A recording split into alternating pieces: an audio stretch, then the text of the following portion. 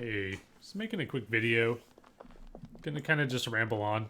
Talk about kind of top 5 things if I was a developer, what I would change about the Defiance and PvP servers, trying to the overall health of the server. I think there's been a lot of recent threads and discussions about like how do you incentivize people to come to Defiance? How do you make PvP a little bit better? Obviously the big kind of selling point of Wurm is like, oh, it's this open world terraforming game, and I feel like the PvP side of it is very kind of like, oh, it's there if you want to try it, whatever. I mean, that's not really the big selling point of it, which I understand. It's the combat system isn't great. A lot of people feel like it's very RNG. It is a little bit RNG, but that being said, I still think it's fun, and I still think there are like changes and minor tweaks that could be done. So I'll kind of go over what my top 5 things are. What I would change if I had the opportunity to change something. I think the first one I would change is probably looking at the starter areas. I think it's a great idea to have starter areas, giving players that kind of starting area for learning the game. If they're new to the server, they need a little bit more time on what they're doing. That's cool. But I do think that like enemies should be receiving like a huge CR nerf if they're on an enemy starter island. I think that this change, as well as my next change, is all about allowing new players to get into the game a little bit faster and have a better experience overall. I don't think that PvPers should be going to the starter island, killing new players, raiding new players. I think if you're on the starter island, at the same point, you really shouldn't have a deed on the starter island. I think it's almost like that's the zone to sort of learn the game and then move forward. So I like the idea of the starter islands. I think they're a good necessity to have on the server. But I think that firstly you got to make sure that enemies are not taking advantage of that, going over there for really easy kills. I think there needs to be a really big CR nerf over there for any enemies within their territory. The second part I would update is when an enemy pops your local or somebody who's not on your friends list you're in their kingdom or an enemy kingdom, it's usually a white name. If that player has under 20 fight skill, I would have that name be dark gray.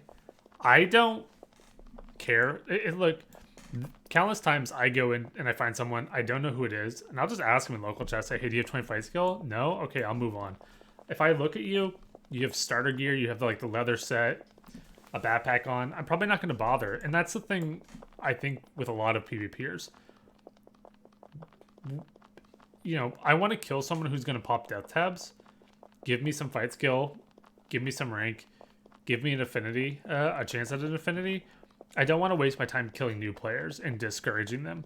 But right now it's like impossible to tell. Yeah, I've killed completely naked people before who I've never heard of, and they pop death tabs. So I think to sort of help have new players get avoided and older players not, waste their time pursuing someone who's really not going to give them any kind of rewards, you should really have anybody under 20 fight skill, their name be dark gray. If you have a 20 fight skill, it's back to white, and then we kind of know.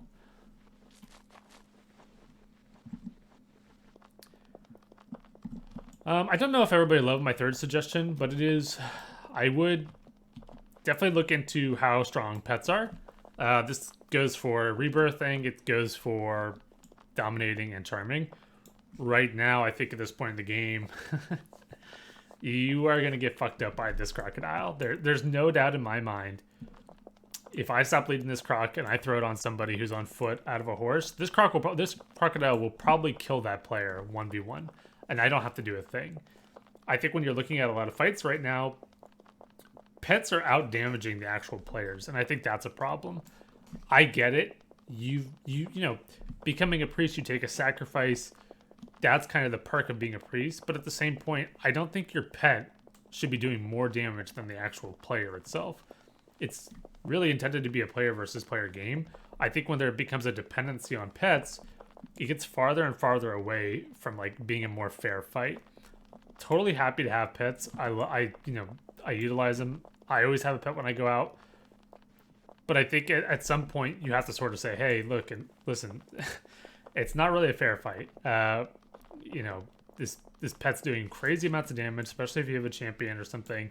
I think they really need to reconsider the damage output from pets. I still think that this should be a thing. I think they just need to really reconsider how much damage they're actually doing.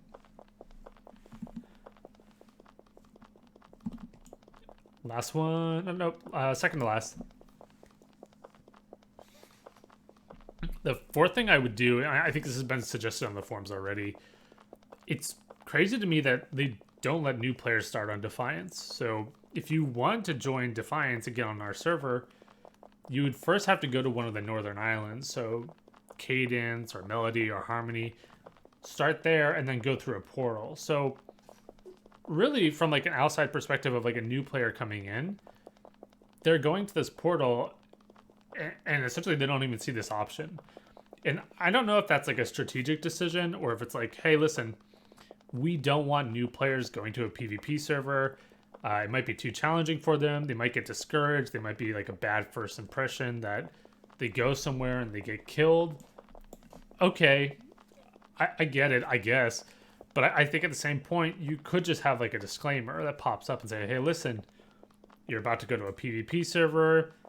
This is a more, dangerous area. You can lose all your gear. You have to join a kingdom. It's very different than the normal game. I think there could be a lot more done that warns players about it rather than just pushing them towards one of the other servers. And then later on in the game, they figure out, oh, you can actually go to this whole other cluster. Like, how do I get there?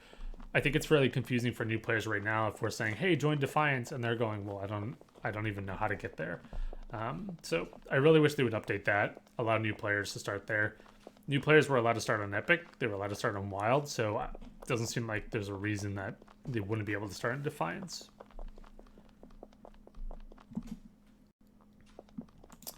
Last thing I would update on a PvP server. I'll give you, this is actually my favorite thing within the PvP features that's kind of exclusive to the PvP servers, not PvE. And that is the opportunity to become the ruler of a kingdom. So the Chancellor of Mulrahan, the Grand Prince of Genkalan, and the Emperor of Horde of the Summon. I just think that, honestly, without a doubt, it's so cool to me that just a normal player has the ability to become king, like really just sort of out of the blue. But I think on the other side of that, it can also be just an absolutely terrible experience for everybody else in the kingdom when that happens. When I first started in Wurm, I was brand new. I was Horde of the Summon. I started out on the old Wild server. Our Emperor then was Emperor IAQB, Icab. And I just remember, man, it was cool to see someone like that, where it was like, whoa, that's our Emperor. He used to run around. He had this huge axe. And it was kind of like a very, like, I don't want to say like inspiring, but it was like, it was cool to see that, like, anybody could become that in time.